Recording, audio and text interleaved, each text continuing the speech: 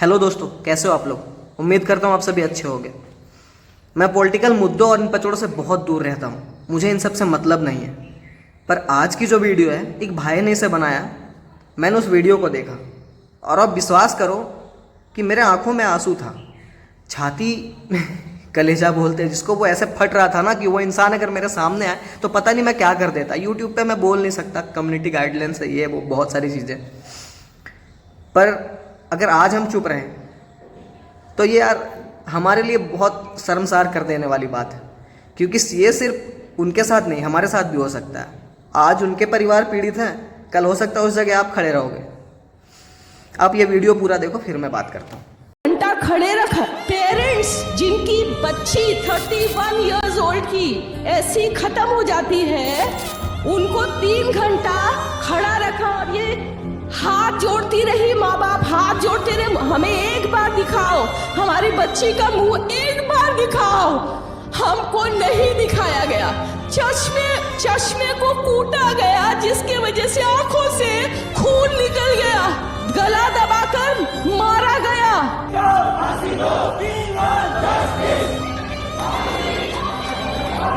कोलकाता के RG Kar medical college में एक लड़की का शव बरामद होता है जो कि नग्न अवस्था में होता है। और ये लड़की एक पीजी ट्रेनी डॉक्टर थी, मतलब कि अपना पोस्ट ग्रेजुएशन कर रही थी, यानी कि जो आरजीकर मेडिकल कॉलेज है उसमें अपना शिफ्ट कंप्लीट कर रही थी। अब इस दौरान एक्चुअली होता यह है कि एक डॉक्टर को उस हॉस्पिटल के अंदर ही रहना पड़ता है, वहीं पे अपना पूरा समय बिताना पड़ता है अपने पूरे कोर्स के दौरान। और एज यूजुअल ये डॉक्टर भी अपना पोस्ट ग्रेजुएशन कंप्लीट करने के लिए उस हॉस्पिटल में रुकती थी। अब होता यह है कि हर दिन के जैसे ही ये डॉक्टर अपना डिनर कंप्लीट करती है और रात को सोने के लिए एक हॉल में चली जाती है। और इस मेडिकल कॉलेज में सोने की कोई व्यवस्था नहीं थी, इसलिए इस डॉक्टर को एक हॉल में सोना पड़ता है। और रात के 2-3 बजे के आसपास ही इसके साथ वो घटना घटती है जो कोई भी व्यक्ति नहीं चाहेगा कि किसी भी लड़की के साथ घटे। और उसके बाद इस डॉक्टर की निर्मम तरीके से हत्या कर दी जाती है और अर्धनग्न अवस्था में छोड़ दिया जाता है। जब कुछ घंटों के बाद चारों तरफ अफरा तफरी मचती है, तब इस डॉक्टर के घर वालों को फोन किया जाता है और फोन करके बताया जाता है कि आपकी बेटी ने खुद की जान ले ली है। और इनके परिवार वालों ने बताया कि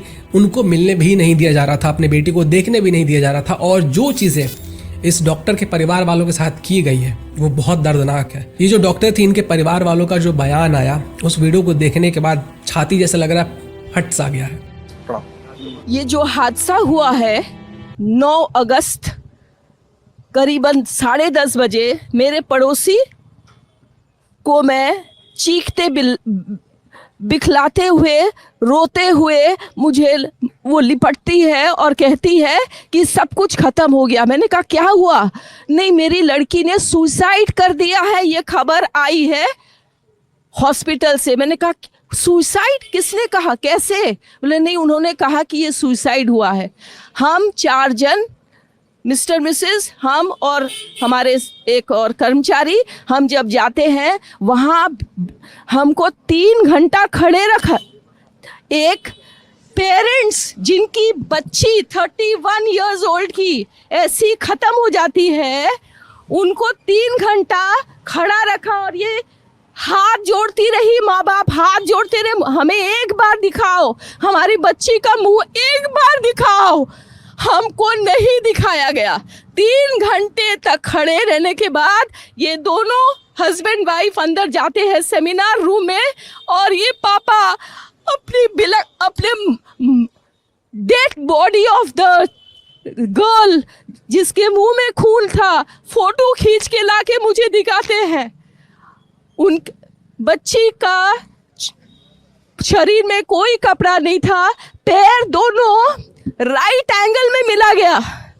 राइट एंगल में एक पांव बेड के इस तरफ, एक पांव बेड के इस तरफ मिला गया। जब तक पेल्विक गर्डल नहीं टूटता है, इस तरह 2 पांव को नहीं चीरा जा सकता है।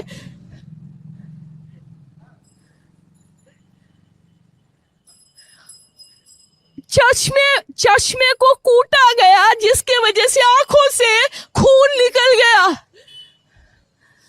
गले में गला दबाकर मारा गया। और पूरा ये जो मैं बोल रही हूँ, ये पूरा पोस्टमार्टम रिपोर्ट में वायरल हुआ है। आप लोग कृपया देखिए, ये कोई मनगढ़ंत नहीं है।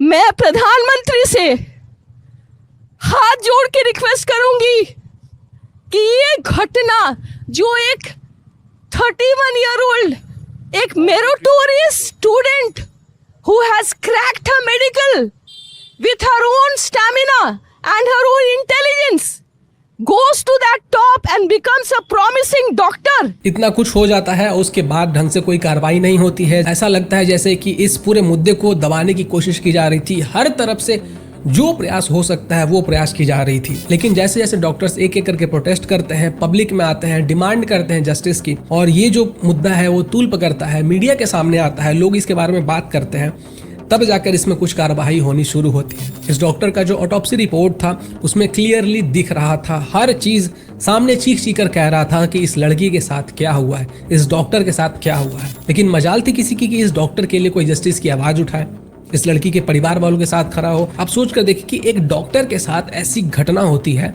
उसे जान से मार दिया जाता है, और वो भी वहां पे जहां पे वो अपना सारा दिन बिताती है, वर्क एरिया में, जो उसकी कर्म भूमि है, वहीं पे उसके साथ ये सब घटनाएं होती हैं। और इससे ज्यादा दर्दनाक और इससे ज्यादा भयानक और क्या हो सकता है। और इतना सब कुछ होने के बाद इसे एक खुदकुशी का रूप देने की कोशिश की जाती है। ऐसे मामलों में जो मेडिकल कॉलेज के प्रिंसिपल होते हैं उनको सबसे पहला स्टेटमेंट देना पड़ता है, जो विक्टिम है उनके लिए खड़ा होना पड़ता है, उनके जस्टिस की डिमांड करनी पड़ती है। लेकिन यहाँ पे ऐसा कुछ भी हो ही नहीं रहा था। उल्टा ये जो प्रिंसिपल थे इन्होंने अपना इस्तीफा दे दिया। इस्तीफा देने के बाद ये छुट्टी पे चले जाते हैं और उसके कुछ ही समय के बाद इनको किसी और कॉलेज में अपॉइंट कर दिया जाता है। और कोलकाता हाई कोर्ट ने इस पूरे मामले का संज्ञान लिया और इस पे पूछा, गवर्नमेंट से पूछा, वहां के जो अधिकारी है उनसे पूछा कि भाई तुम किसी को बचाने की कोशिश कर रहे हो क्या। मतलब प्रिंसिपल का काम था कि वो स्टैंड ले, जो डॉक्टर थी उसके लिए जस्टिस की आवाज उठाए, और तुमने इस्तीफा दे दिया, छुट्टी पे तुम चले गए, और उसके बाद तुम्हें किसी और मेडिकल कॉलेज में अपॉइंट भी कर दिया जाता है। मतलब ये सब चीजें जानने के बाद आपको कुछ अजीब सा नहीं लग रहा है। अब इतना कुछ होने के बाद कोलकाता की पुलिस एक व्यक्ति को अरेस्ट करती है जिसका नाम संजय रॉय है, और इस व्यक्ति ने कन्फेस किया है कि हाँ मैंने ही ये सब कुछ किया है, जो कुछ भी हुआ है वो मैंने ही किया है। और वो कोई बच्ची नहीं थी, वो 31 साल की पीजी की स्टूडेंट थी। जहां तक मैं समझ पा रहा हूँ अकेले ये चीज पॉसिबल ही नहीं है। अगर मैं गलत हूं तो आप मुझे करेक्ट करके बताओ कि मैं गलत बोल रहा हूं। जिस तरीके से डॉक्टर को मारा गया, पीटा गया, जिस तरीके से फ्रैक्चर्स थे, जिस तरीके से खून निकल रहे थे अलग अलग पार्ट से, जो इस डॉक्टर के परिवार वालों ने बयां किया है, उस हिसाब से तो ये एक व्यक्ति का काम हो ही नहीं सकता। ट्विटर पे एक यूजर ने वीडियो शेयर करके बताया कि ये जो आरजी मेडिकल कॉलेज है इसके अंदर रिकंस्ट्रक्शन किया जा रहा है। सीबीआई जो है वो 10 बजे के आसपास आएगी, इस केस को टेक ओवर करेगी, लेकिन उससे पहले ही जो मेडिकल कॉलेज उसके अंदर रिकंस्ट्रक्शन किए जा रहे हैं।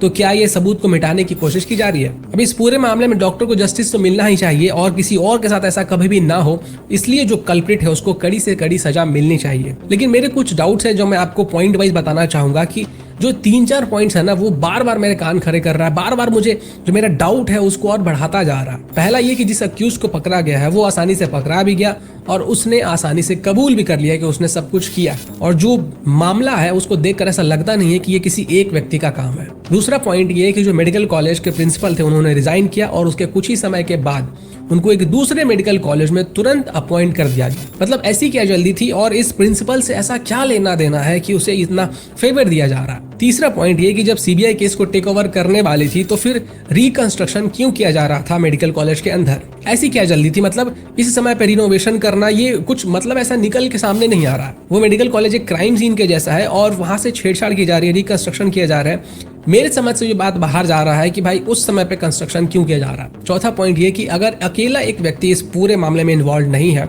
तो फिर आखिर वो कौन लोग हैं जिनको बचाने के लिए इतना सारा तामझाम किया जा रहा है। क्या वो कोई बहुत बड़ा पावरफुल व्यक्ति है जिसके लिए इतना कुछ तामझाम किया जा रहा है? मेरे ये जो डाउट्स है मैं चाहता हूं कि आप लोग इसका जवाब दो कि आप लोगों को इसके बारे में क्या लगता है।